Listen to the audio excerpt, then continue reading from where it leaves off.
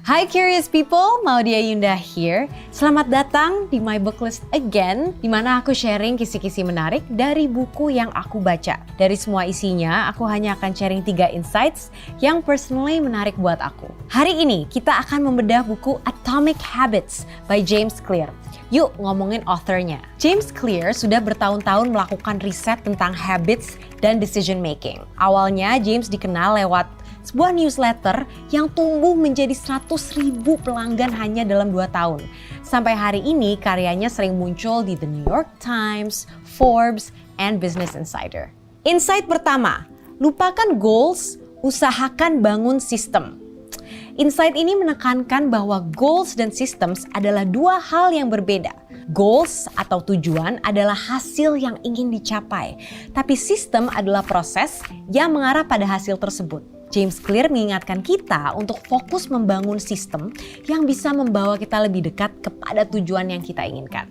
Pikirin deh teman-teman, yang menang nih, yang kalah, dua-duanya tuh punya tujuan yang sama. Misalnya pemain Olympic Games deh, pengen menang medali emas. Setiap orang pasti pingin sukses, tapi punya tujuan aja nggak cukup. Sistem loh yang bisa membantu mencapai hasil yang kita inginkan. Banyak banget orang fokus pada hal yang salah.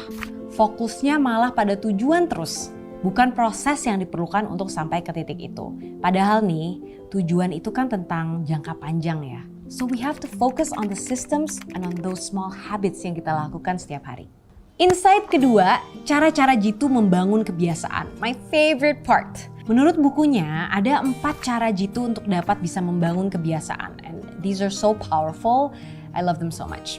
Yang pertama, make it obvious, buat jelas banget. Nah, setiap action itu kan ada rangsangan tertentu ya. Misalnya, kamu mau punya kebiasaan main gitar.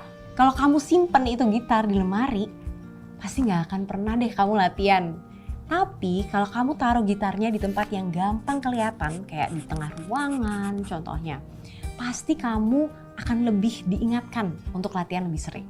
Jadi, kalau kamu misalnya nih pengen berolahraga lebih banyak, coba deh siapin baju olahraga, sepatu kets dari malam sebelumnya. Jadi begitu melek tuh langsung kelihatan. Sama pentingnya, jangan cuma bilang ke diri sendiri, mau lebih sering olahraga Langsung kita buka kalender buat rencana, buat komitmen. Hari Senin, Rabu, dan Jumat saya akan jalan ke gym dari kantor. Terus kamu siapkan deh tas gym segalanya supaya kelihatan dan kamu selalu ingat. Lalu, make it attractive, buat hal tersebut menarik. Biasanya nih, semakin menarik sesuatu, semakin besar kemungkinan kita akan mengadopsikannya sebagai kebiasaan. Setiap kita melakukan sesuatu yang mengantisipasi sesuatu yang menyenangkan, otak kita tuh melepaskan hormon yang disebut dopamin. Ini membuat kita ngerasa happy.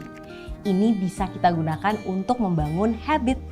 Salah satu caranya adalah temptation bundling. Jadi kita gabung godaan, di mana kamu menggabung tindakan yang kamu suka dengan tindakan yang harus kamu lakukan tapi agak kamu gak suka gitu. Jadi misalnya kamu mau punya habit lari di treadmill, kamu bisa incentivize yourself dengan cara mendownload acara favorit kamu untuk ditonton saat lari di treadmill. Atau kamu bilang ke diri kamu sendiri, abis lari di treadmill, I'm gonna watch Netflix. Terus, make it easy, dibuat mudah teman-teman. Sebagai manusia, kita itu kan termotivasi untuk melakukan sesuatu yang mudah ya. Semakin banyak energi yang terkuras, makin malas biasanya. Nah, ada tips and trick untuk membuat kebiasaan yang sulit jadi lebih mudah. Misalnya, kamu mau berhenti nonton TV pas pulang kerja gitu. Coba deh cabut kabel televisi atau cabut baterai remote-nya. Pasti jadi mager untuk nyalain TV dan kamu bisa menggunakan waktu itu untuk melakukan hal lain yang lebih produktif. Cara lain untuk membuat kebiasaan jadi lebih mudah adalah dengan mengubah mindset kamu. Misalnya, awalnya mindsetnya mau belajar buat ujian, ganti. Mindsetnya untuk membuka buku catatan. Atau daripada bilang mau yoga 30 menit, cukup aja, I am going to roll out my yoga mat. Dengan begitu, kebiasaan jadi lebih mudah dibentuk. Yang terakhir, kita harus make it satisfying. Kita harus buat lebih memuaskan lagi untuk bisa build kebiasaan jangka panjang. Misalnya nih, ada produsen pasta gigi yang melihat demand mereka itu naik ketika mereka menambahkan mint ke dalam produk mereka. Nah, si rasa segar mint ini memuaskan sekali dan membuat orang-orang tuh lebih menikmati the action of menyikat gigi. Nah, ada satu contoh lagi tentang pasangan yang ingin menghilangkan kebiasaan makan di luar supaya lebih hemat nih. Mereka membuat rekening berjudul liburan ke Eropa. Dan setiap kali mereka berhasil menghindari makan di luar, mereka transfer uang yang tadinya akan keluar ya untuk makan ke rekening tersebut. Nah, melihat uang masuk ke rekening tersebut itu menciptakan kepuasan itu yang akhirnya mendorong mereka untuk mempertahankan kebiasaan itu. Insight ketiga, ini ada rahasia untuk melacak kebiasaan. Membuang kebiasaan buruk atau menerapkan kebiasaan baik itu kan sulit ya. Apalagi kalau kita nggak bisa langsung ngelihat hasil yang jelas. Mungkin di tengah jalan kita pasti akan nyerah. Karena itu penting untuk membangun rasa kepuasan tadi lewat cara lain. Kayak menggunakan bukti visual. Atau menerapkan pelacakan habits di mana kita bisa mengukur nih kemajuan kita. Salah satu teknik yang paling sederhana adalah mencoret kalender atau buku harian. Jadi setiap berhasil nih melakukan kebiasaan tersebut kita langsung cek. Nah, dengan tracking itu kita bisa ngelihat kemajuan kita dan itu tuh menjadi proses yang asik dan seru. Jadi ujung-ujungnya kalau kamu udah ngelakuin hal itu kamu pasti juga merasakan antisipasi. Aduh, gak sabar nih untuk mencoret buku harian kamu. Selain itu kita juga bisa milih an accountability buddy atau membuat semacam kontrak perjanjian sama teman. Nah, kalau orang kan biasanya pengen menghindari sesuatu yang sakit atau mahal ya, ini manusiawi banget nih. Nah, kita bisa membangun situasi di mana ada konsekuensi buruk kalau kita melewatkan kebiasaan tertentu. Ada contoh menarik banget di bukunya. Di bukunya ada seorang pengusaha yang meminta istri dan pelatih pribadinya tanda tangan di kontrak yang memaksa dia untuk berkomitmen supaya turun berat badannya. Jadi si pengusaha ini memilih habit seperti melacak asupan makanannya, terus menimbang dirinya setiap minggu.